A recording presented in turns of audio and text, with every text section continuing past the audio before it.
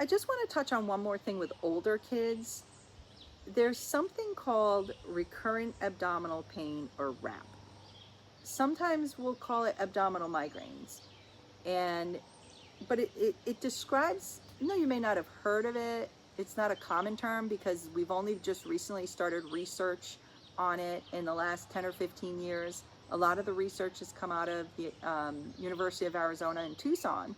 And it's sort of trying to find a way to medically diagnose a phenomenon that most parents go through with their child, that they deal with and just never really figured out, well, is this something they're just going to outgrow, or is this something serious? And that's where that research is coming around. But we call it recurrent abdominal pain, which is, something that happens in medicine sometimes. Instead of giving you a diagnosis, we just describe the problem and call it the diagnosis. But it's a phenomenon that's most common in girls, although boys can get it too, but it's most common in girls, and it's early elementary school age. So it's around first grade to third grade, and you'll have a parent saying that their child is just complaining of stomach aches all the time. It can even start younger. It can start as younger as like 5 or 6, but you're all of a sudden dealing with a situation where your child seems fine. They're active, they're playing soccer, they're going to school, they're eating okay, everything seems fine, but they are complaining of their stomach hurting, or their belly hurts, their tummy hurts, like every hour. And it's like driving you a little crazy. You're like, oh my gosh, what is going on? They're constantly complaining of stomach aches. What is going on? It usually self-resolves when puberty hits. So that's kind of a clue, like, okay, what's going on with this age group? We think that there may be a couple of different things going on, depending on the situation. So the way it's described in medical books is it's frequent recurrent abdominal pain with no other symptoms. They're gaining weight, they're growing, but they get this recurrent complaints of abdominal pain. There's no fever, no vomiting, and they're pooping normally. The first things that parents will often look at is, well, maybe it's something they're eating. Maybe we'll rule out dairy for a week or two. Maybe we'll rule out gluten for a week or two. See if it's better. Give it a try. Usually doesn't make a difference. And that's because often if it is gluten or dairy, they usually have like loose stools or other issues. But it's worth trying. You never know. Give it a shot. It's usually worse in the morning, and it can sometimes be a sign of school anxiety, which is a completely separate issue all on its own. But if your kid is complaining of these frequent stomach aches, you're going to find a lot of those complaints in the morning when you're trying to get them up and out the door to go to school. That makes us think there could be some anxiety related to this. There may be something going on with anxiety. And we do know that our stomach is the second, it's often referred to as the second brain. And that's because it's got the second largest number of nerve endings in the body, only to the brain. So we really do feel like there may be this emotional connection. And, so if your child's anxious, that can definitely make it worse. And a lot of kids are anxious in the morning when they're trying to get out the door to get ready to go to school. So that's why it's often associated with anxiety. As far as abdominal migraines, which I think may be a subset of this, so it doesn't mean that all kids who are going through this have abdominal migraines, but a percentage of kids could be, because we often see that with the girls that have these recurrent abdominal pain episodes, when they hit puberty, they transition into regular neuro migraines, like the headache migraines. So if you have a family history of migraines and you have a child, especially a girl, who's going through these stomach aches, these recurrent abdominal pain episodes, then do a little research on abdominal migraines, maybe meet with a doctor to talk about that, because it could be something going on with that. Unfortunately, the treatment for it is, kind of like with regular migraines. Try to figure out what the triggers are, try to avoid the triggers. There's no magic remedy that they're like, oh, it's abdominal migraine, so now we can fix it, take this. It's more just, okay, well, yeah, you might be right, that might be what it is. Figure out what the triggers are, avoid the triggers.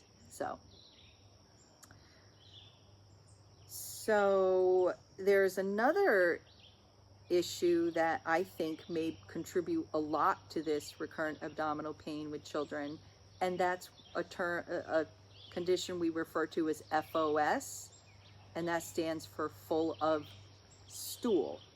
So any of you out there thinking it means something else, we're going to keep it clean. And what that means is that your child is backed up. When you have a lot of stool in your intestines, it can contribute to a lot of cramping, and that's why they're seeming to complain of stomach aches all the time. And a lot of parents I would have this conversation with would say, well, but my child's not constipated. They poop on schedule every other day, so it can't be that. Well, it could be, because there's a difference between being backed up and being constipated.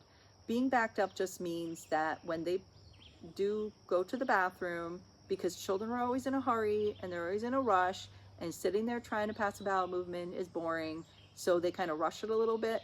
So they may poop only 80% of what they need to, and then they're off to the races. So then what happens is that little extra that's left over adds up and builds up. So it's sort of like if you deposit $1 into your bank, but then you take out 90 cents every day. Over time, that extra 10 cents adds up. So if your child's if they're pooping every day, but they're not completely clearing out all of it, then what's left is going to get built up. And then you've got this recurrent abdominal pain problem. Well, it's easy to figure out, because the first step is usually to do an abdominal x-ray. You can ask your medical provider for that, or an abdominal ultrasound, either or, and it'll come back showing, yeah, your child's really backed up. There's a lot of stool in the intestine.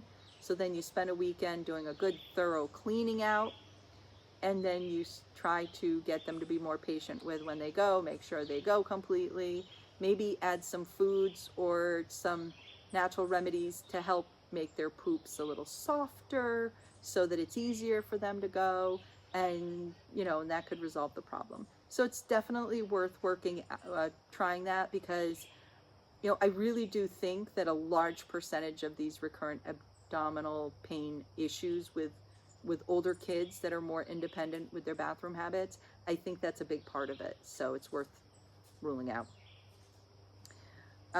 Now, one other thing I wanted to touch on, and this is really more with the younger kids that, maybe preschool age, 4 years old, constantly telling you, my stomach hurts, my tummy hurts, my tummy hurts. And they're otherwise fine. So you're like, what is going on here? I think it's a developmental thing, and I think it may be a language acquisition thing. So, when infants and toddlers, all of their attention is externally focused. They're not paying much attention to what's going on inside their body. They're all focused on what's going on in the outside world because it's all new and exciting, and that's what they're focused on. So they don't really pay attention to what's going on inside. That's why you can watch a toddler run, trip, fall, get up, and just keep running. And you're like, oh, didn't that hurt? I guess they just didn't notice. When they get to be preschool age, even like around 4 or 5, that's when they start turning their attention inward. So they start focusing and paying a little more attention to what's going on internally inside their body. And then all of a sudden, they're aware of all of these normal little discomforts. Now, they've also been hearing from their parents since they can remember, oh, well, if anything bothers you, make sure you tell mommy. If anything hurts, tell mommy. If something's uncomfortable, if something hurts, tell daddy. So they're like, okay, I'm going to take you at your word. You've been telling me that everything that's uncomfortable, I need to tell you. So I'm going to tell you.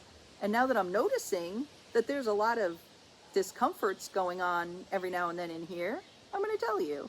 So that's when you get this perfect storm of now your child is telling you every discomfort that they experience, because they haven't learned what's normal discomfort and what's not, and they've been told to tell you everything that's uncomfortable.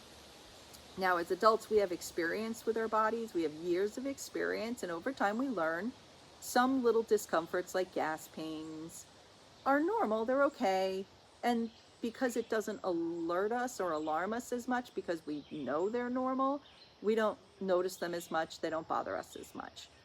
Children haven't had that experience in their bodies yet, so they haven't learned that. And with time they will. With experience living in their body, they'll learn. But until then, you've got this situation.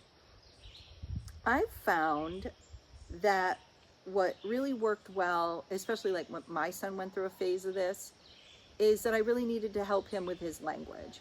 So it's labor intensive and it's a lot of work, but it's worth it. So if you feel like you're going through this phase where your child is telling you a lot, oh, their belly hurts, my stomach hurts, my tummy hurts, start working with them on identifying the different kinds of discomfort and giving it a label. So, okay, your tummy hurts. Maybe, are you nervous? Maybe you're nervous. Maybe your tummy hurts because we're walking into preschool and you're a little nervous about something. Or maybe your tummy hurts because you need to poop.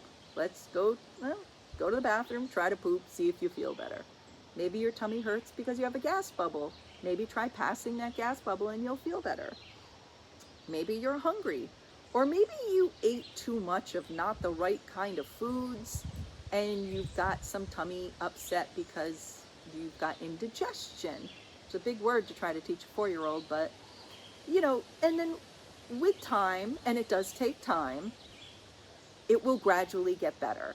You'll have less of the my tummy hurts, my tummy hurts, my tummy hurts, and more of I'm nervous, I need to go to the bathroom, indigestion, you'll get a feel for it, and it will get better. But it does take time. So, it's kind of like the analogy I use is Eskimos have 100 words for snow. We only have one word, snow. Adults have 100 different words for all different kind of abdominal sensations that we've learned to live with. Little children don't. They only know one word, tummy hurts. So they use that word a lot. So by giving them more language, it can help with that. So again, just to touch on when to worry. You've got a high fever, persistent vomiting, especially dry heaving. If you have a child experiencing abdominal pain that interferes with activity, that's a big red flag. So if your child is avoiding what they usually like to do, they're not playing soccer, it's interfering with going to gymnastics, that's a big red flag. If it wakes them up out of sleep, any pain that wakes your child up out of sleep, whether it's a headache or a stomach ache or even leg pain, then it bears noting and it bears, getting medical advice. It's a big red flag if pain wakes your child up out of sleep. Now, it doesn't mean that they don't wake up from something else and then while they're awake, then they get some discomfort. That's different. But if the pain is what's waking them up, that is always a big red flag, and that's when you could be dealing with something serious like appendicitis or something. So you don't ever want to ignore that. The area of pain is important.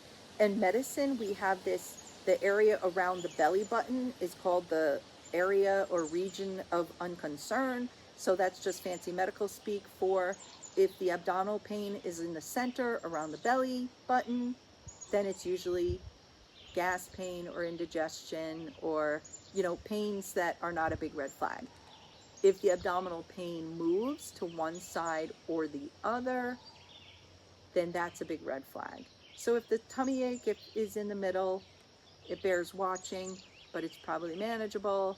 But if it's stomach pain that's moving to one side or another, then that's a big red flag. You want to get some medical attention right away. And as somebody who had appendicitis a couple years ago, I can tell you, as soon as that pain that started in the center, moved to one side, I knew that was a red flag and I needed to go get some medical attention. So that's all I have for today. Now, of course, this was a longer video than normal because there was a lot to cover, but hopefully this information will be helpful. And the next time your child has some tummy troubles, whether it's a baby with colic or gas, or a child with constipation, or you've got a stomach bug going through the house, you'll have some natural remedies at your disposal, armed and ready to try to provide relief before having, and you'll also know when you need to go get some medical attention. And if you'd like, you can check out my book I have available on Amazon. A lot of this was taken from the chapter in that book about stomach problems. Or, if you find these videos helpful and valuable, Please like and subscribe, share the video with these videos with your friends. It really helps a lot.